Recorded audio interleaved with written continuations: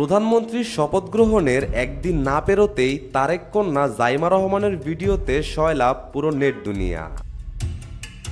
হিন্দি গানের তালে কোনো এক নাম না জানা ক্লাবে বেশ খোলামেলা পোশাকেই জাইমা রহমানের নাচের ভিডিওটি সবার নজর কাড়ে।